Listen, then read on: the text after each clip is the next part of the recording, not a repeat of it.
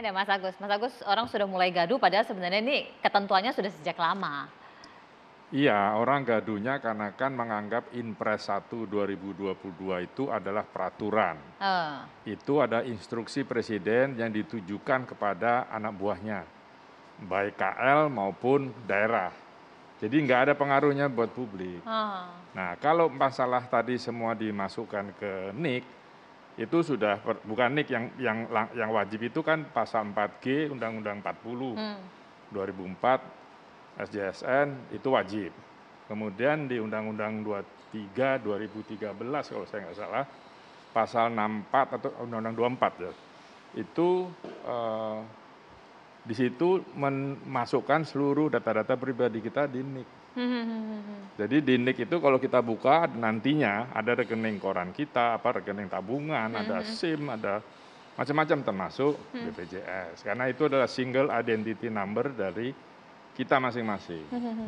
Nah, kalau sudah di situ ya sudah. Kalau misalnya masyarakat tadi kita dengar mengeluh mahal, ya kalau memang tidak sanggup ya tinggal minta PBI. Kalau enggak, kalau bekerja kayak ibu wira swasta ya bayar. Masih ada 3 kelas, 1, 2, 3. Nantinya hanya 1 kelas. Karena kalau BPJS itu ditanggung sampai sembuh atau sampai meninggal karena sakit. Jadi nggak ada batasnya. Kalau swasta ada batasnya. Dan nanti biasanya perusahaan swasta ada yang membayarkan BPJS maupun swasta, terserah. Tapi itu wajib untuk perusahaan harus membayarkan BPJS dari pegawainya. Nah, jadi tidak ada hal-hal yang baru sebetulnya. Cuman memang karena ada instruksi presiden itu kan tujuannya untuk cepat supaya seluruh masyarakat itu terlindungi. Itu sesuai dengan RPJM 2020-2024 bahwa tahun 2024 sudah harus 98% orang di BPJS Kesehatan. Sekarang itu dari datanya BPJS 86% baru. Dan daerah biasanya datanya belum bagus. Jadi nanti kalau dengan NIK lengkap itu kita mau sebagai pemilih kah, kita mau apa udah nggak nanti bantuan sosial semua berdasarkan NIK. Makanya kemarin Bu Menteri Sosial kan melakukan cleansing dari data-data yang katanya orang miskin ternyata tidak, itu sudah dibersihkan. Ya kan? Nah, jadi nanti harusnya saya sempat bicara dengan Pak Dirjen Dukcapil, Pak Zudan, semuanya harus sudah masuk dan sudah bersih sehingga nanti untuk keperluan apapun jadi pelayanan masyarakat itu bisa.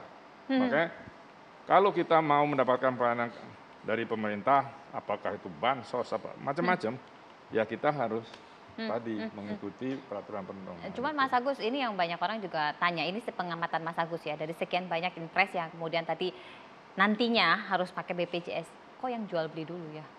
Yang apa? Yang jual beli dulu. Jual? Jual beli. Beli? Iya, Jual beli AJB. apa?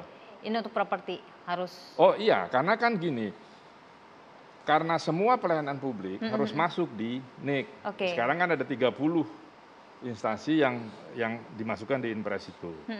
Nah, kalau tidak punya BPJS, kan pemerintah ini meminta masyarakat semua masuk. Ya. Itu satu. Kedua tadi bilang kalau tadi Pak Gufron juga mengatakan dia beli, jadi dia punya uang. Kenapa tidak mau beriur? Karena itu untuk kesehatan kita ke depan. Persoalannya banyak sekali masyarakat, kawan-kawan saya bilang pelayanan BPJS jelek. Saya selalu bilang pada BPJS Kesehatan, kalau Anda memberikan pelayanan publik, Anda tidak boleh berhenti berinovasi.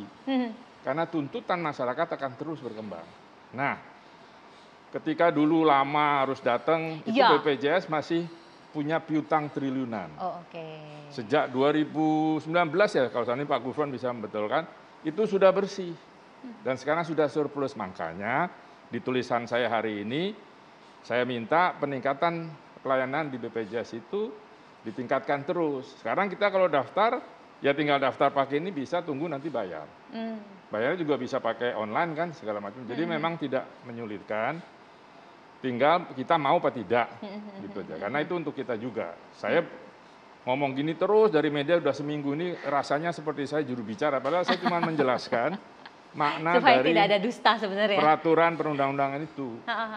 Ya, jadi Kalau bilang ini nanti memberatkan, orang beli tanah kok repot, ya tidak ada BPJS itu pun kan masuk di NIK. Iya, iya. Secara otomatis. Iya, kan masuk di NIK. Kalau udah masuk di NIK ya sudah. Makanya di situ nanti ada istri satu, istri kalau dua ya nanti urusannya harus izin dan semua pelayanan publik ada di situ. Jadi ya itu yang kita inginkan dari dulu, bayar pajak juga ada nanti. NPWP-nya kan ada di situ. Iya, iya. Nah itu yang sekarang nanti kan tidak perlu kita nenteng-nenteng KTP, taruh di app saja, tempel gitu, kita keluar semua. Kita sedang diproses oleh Dirjen Dukcapil. Coba kita tanya, begitu ya Pak Gufron nanti ke depannya, Pak Dirut? Iya, sekarang kita malah sudah koordinasi, sekarang dengan NIK udah bisa. BPJS itu menurut Dirjen Dukcapil, lembaga yang pertama yang mempercayai Dukcapil dan memanfaatkan data NIK ya, yang jumlahnya jutaan gitu. Ya, cuman Pak Dirut ini yang tadi juga masih dikonfirmasi, benar ya sekarang berarti BPJS sudah surplus sehingga tidak ada kemudian pelayanan yang tertunda-tunda, terlunta-lunta sehingga membuat orang kan selama ini malas banget sih bayar BPJS, ngapain orang nanti kita BPJS juga pasti di nomor sekian kan, parkirnya paling jauh lah, pelayanannya lama, buang-buang waktu dan lain-lain Pak. Ya, itu kadang-kadang persepsi, tapi kadang-kadang ada yang sesungguhnya. Tetapi makin lama itu makin berkurang.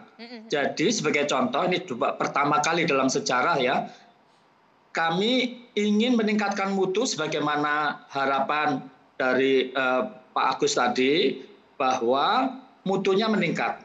Sehingga kami pertama kali ini di dalam sejarah BPJS, sebelum dilakukan verifikasi, rumah sakit itu kita berikan uang muka. Oh. Nah, uang muka, iya. Jadi sekarang ini uang muka itu untuk apa? Variasi besarnya ya. Ya, kalau pelayanannya bagus, tidak mendiskriminasi ya. Yang diskriminasi umumnya bukan BPJS ya. Itu kemudian kepatuhan bagus dan lain sebagainya, kita berikan uang muka yang jauh lebih banyak daripada yang memiliki masalah. Tapi kalau kita ingatkan kalau dia diskriminasi, saya dulu dekan Fakultas Kedokteran ya, pernah rektor juga gitu ya, itu selalu menyumpah seorang dokter itu untuk tidak membeda-bedakan pelayanan berbasis pada suku, agama, status sosial ekonomi, dia punya BPJS atau tidak, itu tidak boleh dibeda-bedakan gitu. Nah, kalau masih akan kami ingatkan, nah nanti suatu ketika ya kami putus dan itu sudah ada putus kontrak gitu. Nah, lalu bingung ya rumah sakitnya karena umumnya itu lebih dari 50% ya. Bahkan rata-rata itu 80% ke atas pasien BPJS di rumah sakitnya. Oke. Jadi sebenarnya sudah ada komunikasi agar pelayanan semakin baik dan masyarakat yang menjadi anggota ini tidak kemudian dirugikan. Nah nanti Bu Yana bisa bertanya langsung kepada Pak Dirut, termasuk juga bagaimana Komisi 9 melihat perkembangan dari BPJS. Sesaat lagi tetap bersama kami.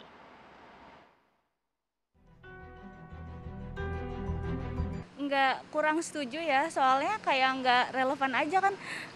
Apa hubungannya BPJS sama SKCK, bikin SKCK? Apa hubungannya bikin BPJS? BPJS kan untuk kesehatan ya, apa hubungannya sama jual beli tanah? Dibilang harus BPJS SIM, akte tanah, haji umroh, semua itu karena saya kehendak pemerintah memaksakan rakyatnya ini harus dipaksakan masuk BPJS. Di situ kan income untuk pemerintah. Jadi ya kalau yang punya, kalau yang nggak punya dipaksakan, saya harus ngurus SIM gimana?